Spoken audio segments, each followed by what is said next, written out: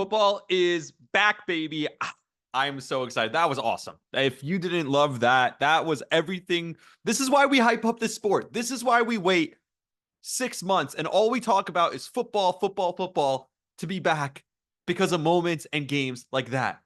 The very first game of the year. And that's what we get. That's what the league gives us.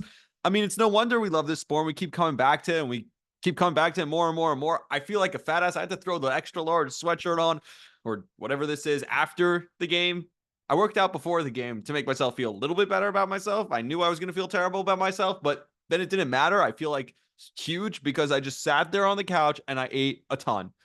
And it was like a holiday tonight.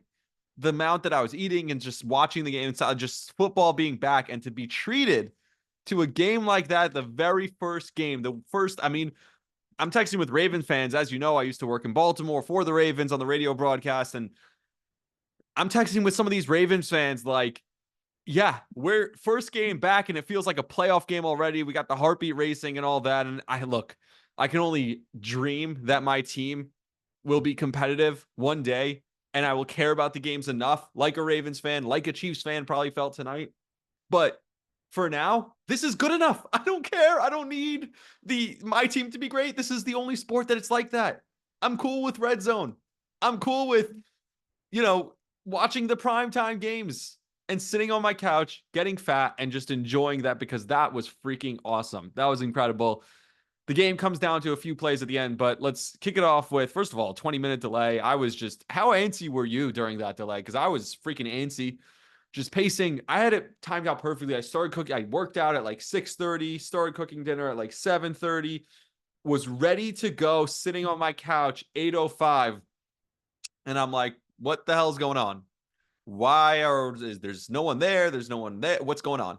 And so that was a little bit frustrating. I had a lot of my food before the game started, but then, I saved some for the course of the game and then ended up ultimately just eating more. That's what happened. And that's why it's a little bit later now. It's already early Friday morning as we have a Friday night football game coming up. We'll get to that a little bit later when we pick the games. But man, we had the night off from baseball for the two local teams in New York, and that was just awesome.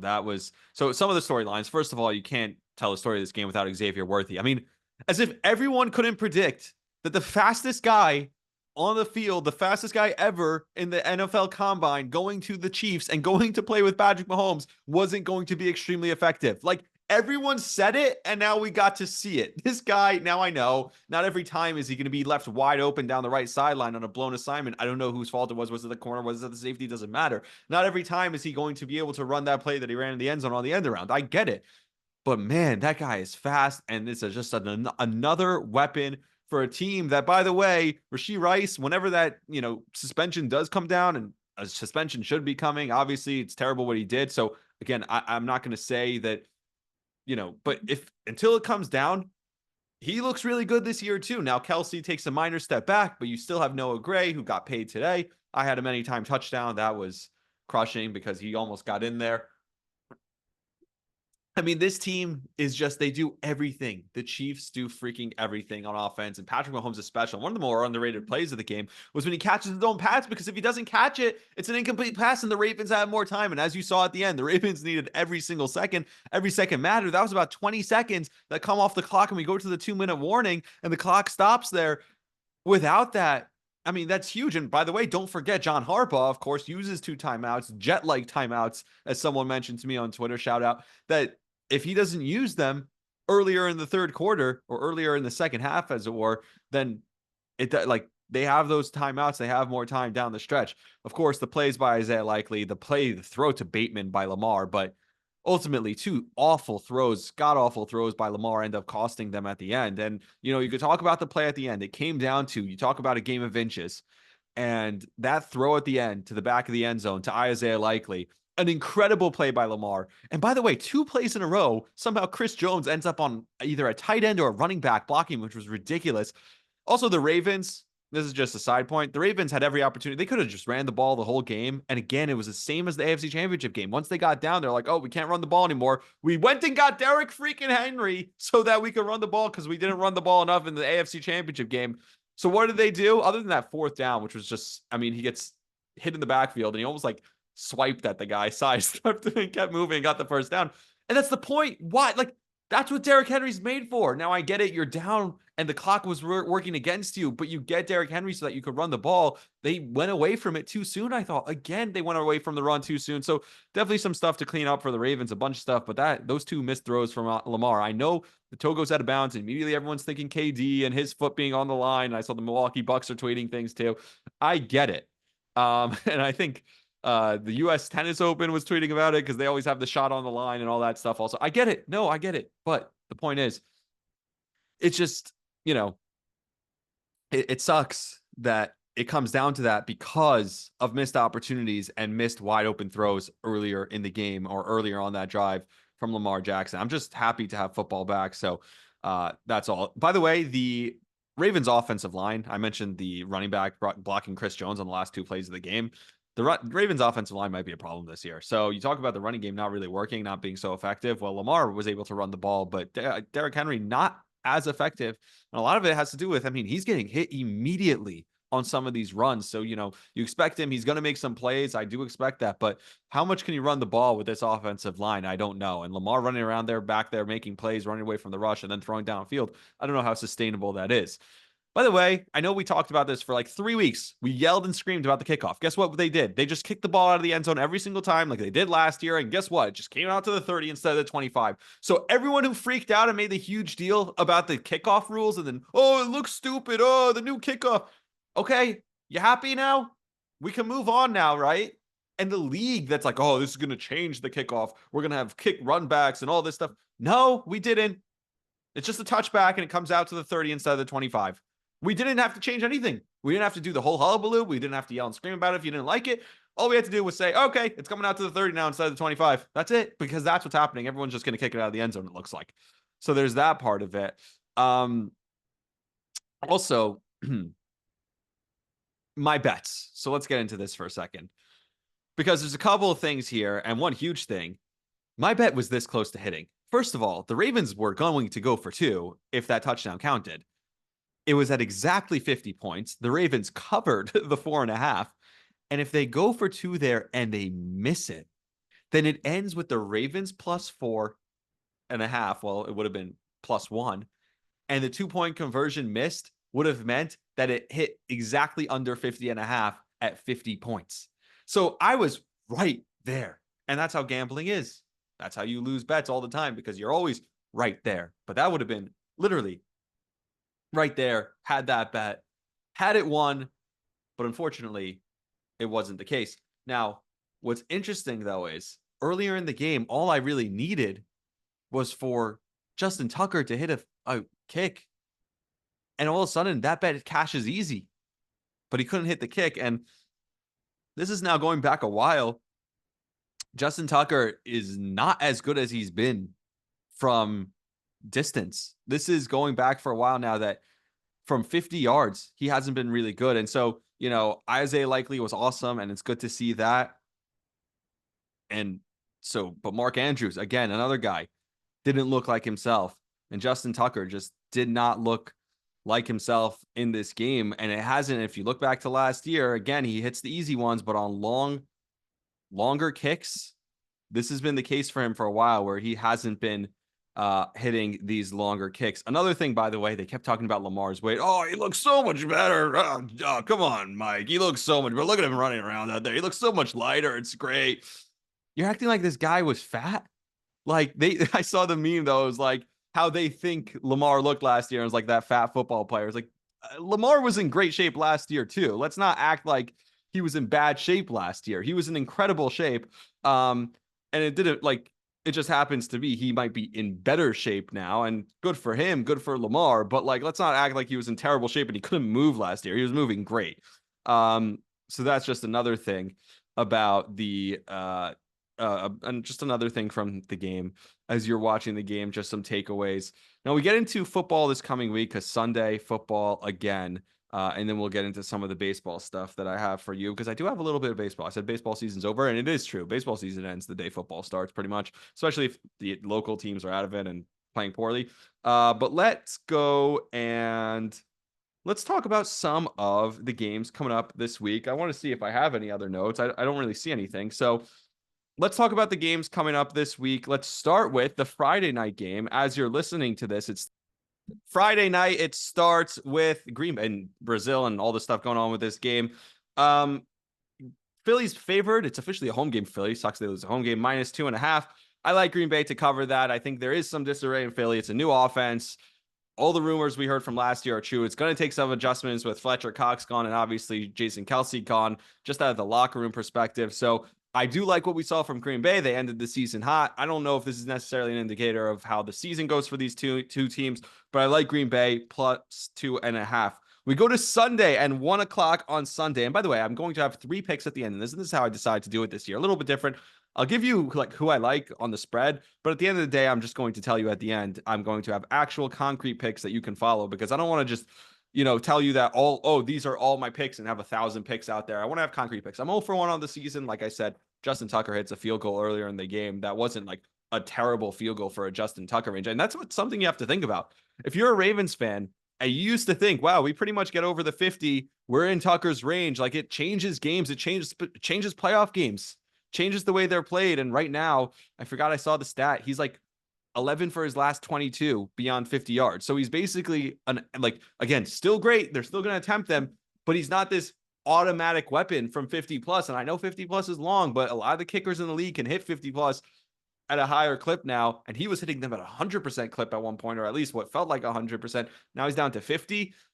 I don't know. It's a big drop off, and you lose a huge weapon there if you're the Ravens. And while he still may be great, and like I said with Mark Andrews, also he may show flashes at times. It seems like the offense has moved over to Isaiah Likely, and the same thing with Justin Tucker. I don't know how much you can be relying on him to knock down 52-yard field goals, and at times even a 60-yard field goal. Maybe it's just the rust week 1. We'll see what happens, but not a great start for Justin Tucker or Mark Andrews.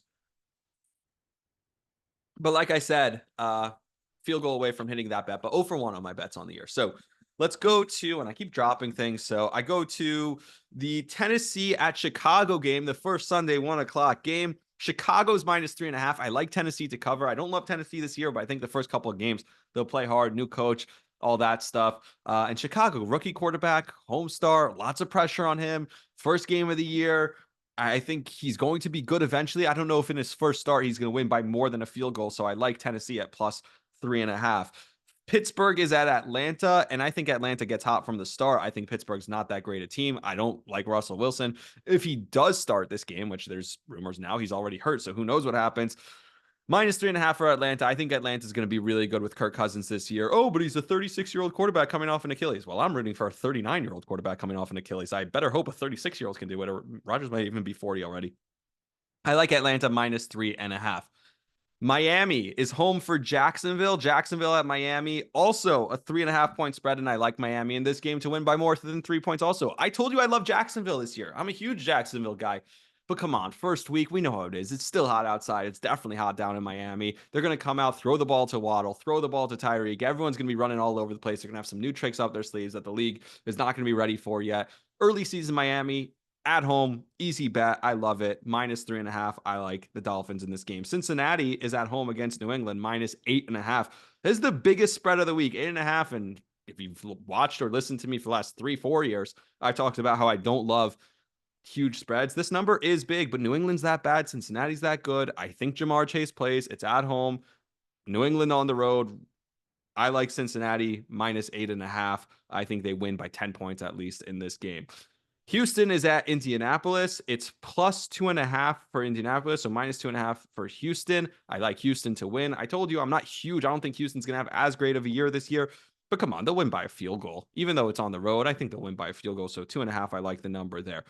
Minnesota and the Giants, and this is one of the games I'm going to bet, but the line is +1.5, and I'll tell you right now, I like Minnesota on the +1.5. The Giants are favored at home in their first game of the season, and I don't talk a ton of Giants on here, I know this is technically a New York sports podcast. I get it, but I don't talk a ton of Giants. I don't know what to tell you. I'm going to be working with Tiki Barber as you hear this later today on Friday, but sorry, I just don't talk a ton of Giants. I don't think there's a ton to say. I don't love their quarterback situation, and I think Minnesota with Sam Darnold is going to come into MetLife Stadium and win. I think the panic's going to set in early for Giants fans. I think they'll right the ship a little bit. Like I said, I think they win 5-6 games, but it's not going to look great week one. Arizona is at Buffalo. Buffalo's -6.5. And I know Arizona's getting all this love. Buffalo at home, same thing as Miami. Week one at home. I hate their weapons. Don't you think they wish they drafted Xavier Worthy, Buffalo Bills fans? They passed on Xavier Worthy. Can't be a great feeling today after those 2 touchdowns from Xavier Worthy. But Buffalo -6.5. I like them to win and cover, win by a touchdown. To the 4 o'clock games we go. Las Vegas is at LA. That is the Chargers. I have the Chargers -3, and I like the Chargers -3. Again, I don't believe that all of a sudden Jim Harbaugh comes in here and changes the roster and fixes it. They still have a ton of holes, but the Raiders are not that good either. I like the Chargers in this first game -3. I'll take the Chargers in the points. Denver is at Seattle. Seattle's -5.5. And I know it's a rookie quarterback making his debut in Seattle. Tough crowd, tough environment. The defense is pretty good. I still like them to cover. I don't think Denver wins, but I think it's a closer game. I don't love Seattle's offense.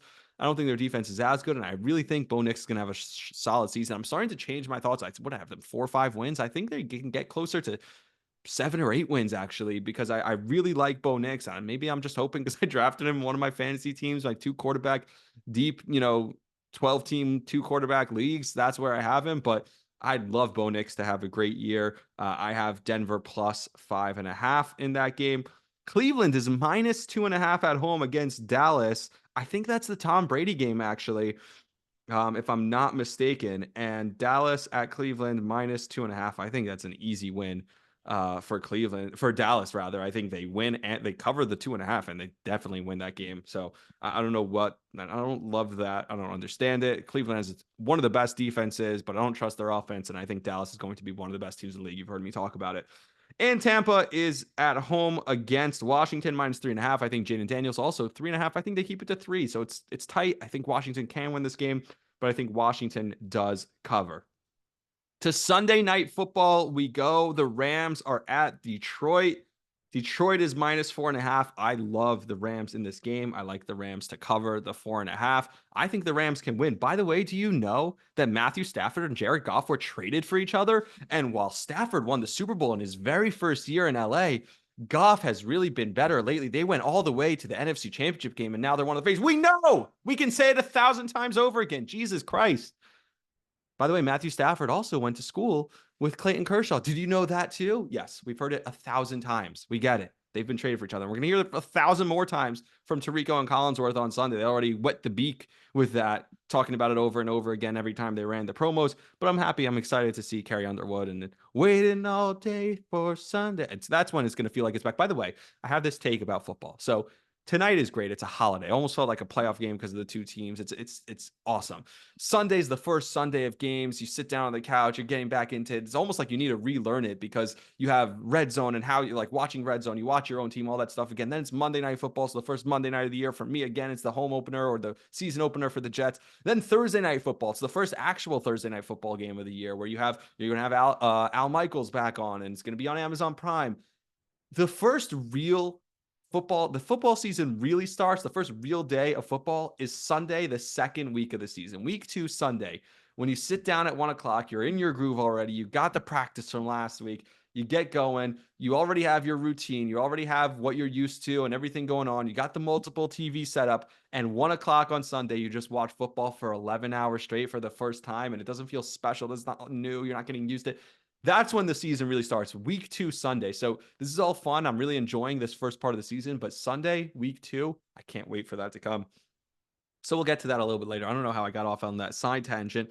Monday Night Football, we'll talk about obviously on the podcast with Bilal. On Monday, I'll do a game preview. And then Tuesday, I have a special guest to recap the game. Obviously, we'll have Antoine Staley on as we have him in our weekly spot. So check that out on the Believe in Jets podcast.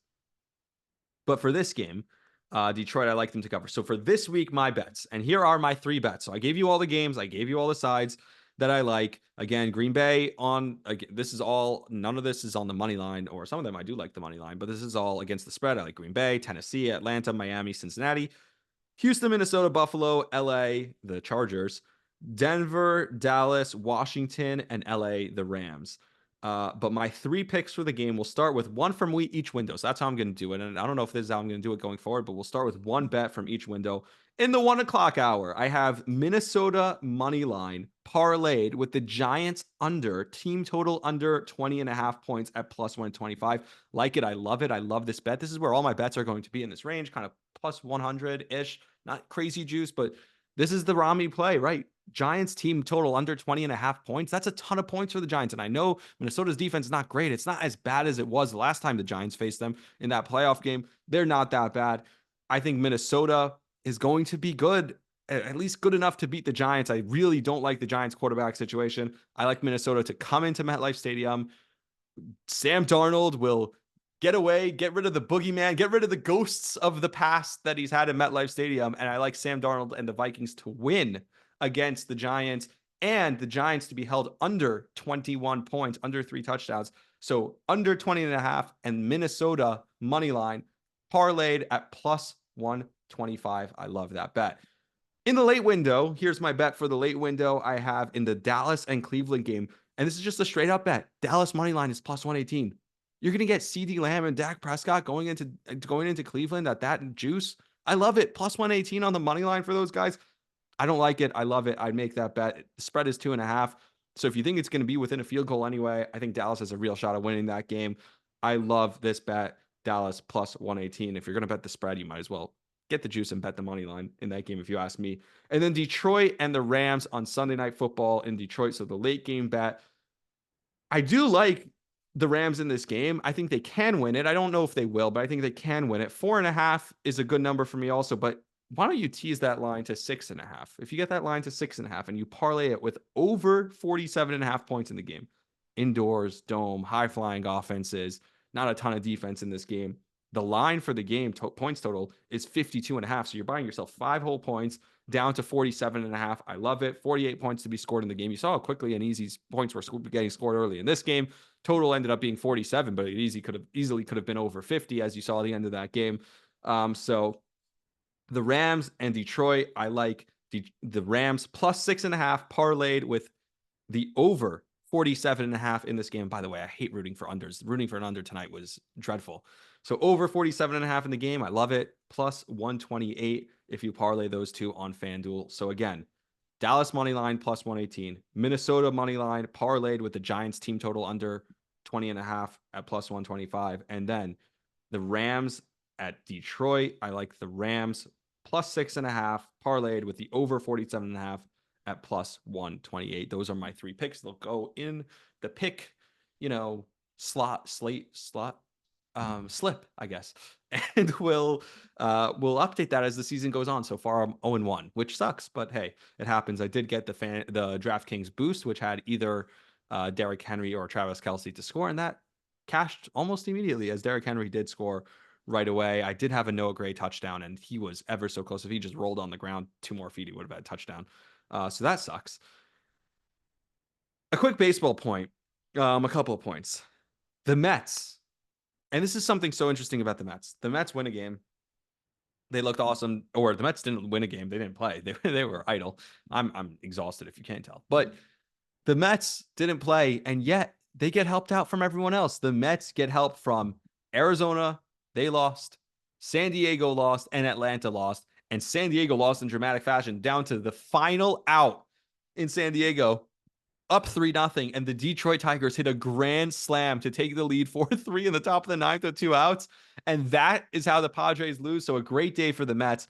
And something interesting about the Mets and the Yankees, because I've been thinking about this a lot. When the Yankees have a really tough loss like they did the grand slam the other night that Clay Holmes blows, it seems like it turns them into a spiral. They start to spiral. Everything goes downhill from there. Whereas the Mets, when they have a really tough loss, whether it was in San Diego, whether it was in Arizona, whether it was Jorge Lopez going back all the way early in the season, they seem to get up off the mat. And for someone like Aaron Boone, who always talks about getting up off the mat, his team never fights. They never get back up when they get knocked down. They seem to just get into this stew where they all of a sudden it snowballs and they lose again and again and again. They were down 10-0 in this game after getting their hearts ripped out of them the night before. Whereas the Mets, when they get their hearts ripped out of them, they come out the next day with a fire in them, ready to go and like, man, we blew that one, but we got to get one back. And they have this newfound fire in them. I give credit to Carlos Mendoza, but god damn it, Aaron Boone. Every single time with him, when it gets bad, he just lets it linger. It snowballs. His team has no fight.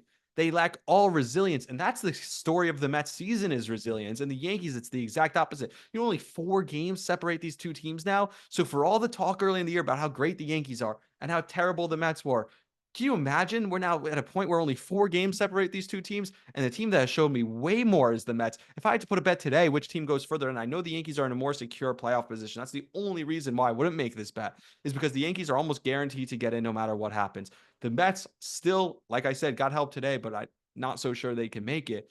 Still, the Mets, every time, I bet they go further because if they get punched in the mouth game 1 of the playoffs, I know they'll come back stronger. If the Yankees take a tough loss in the playoffs, I know they're going to sit down and bury their head in the sand and roll over and die.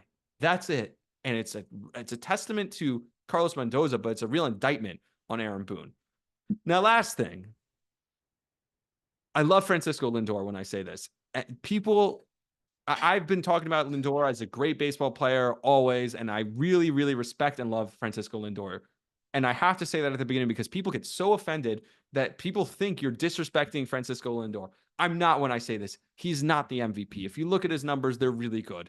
David Stern said it the other day, one of the best seasons in Mets position player history. Come on. Have you seen some of the seasons from a catcher in what Mike Piazza did? It's not close. This is not one of the best seasons ever. He's having a really good season. And in the clutch numbers, he's incredible. Francisco Lindor with runners in scoring position this year. His average is 265.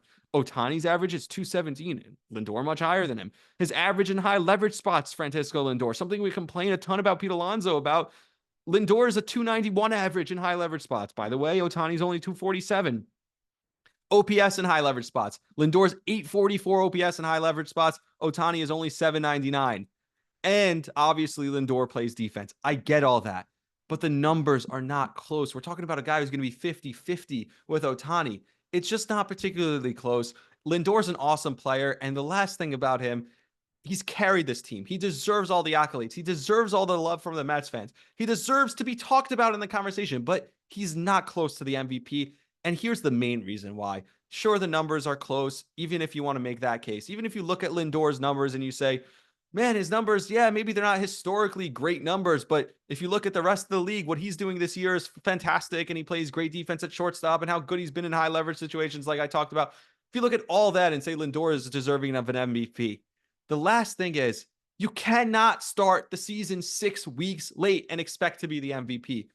Aaron Judge might do it, but the team wasn't reeling.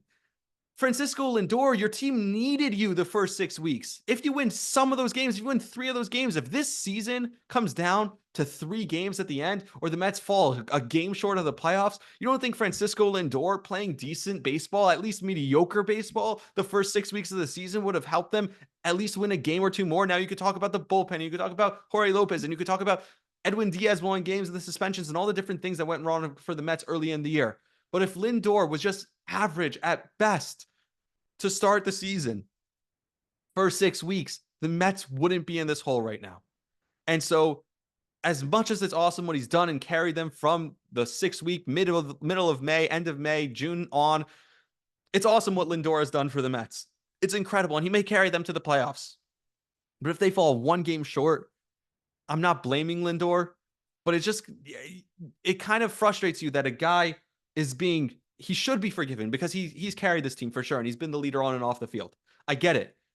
But it would just suck if they fall a game short of the playoffs, and you look at Lindor's first 6 weeks and like, man, look at what we left on the table. We could have had some great games. We could have had a playoff game. We could have had more, and we left it on the table. So that's my only piece on Lindor. I'm just so happy football's back. Life is so much better with football. Until next time, like, subscribe, share the podcast. Rami Levy podcast available wherever you get your podcasts. Apple, Spotify, of course, on YouTube.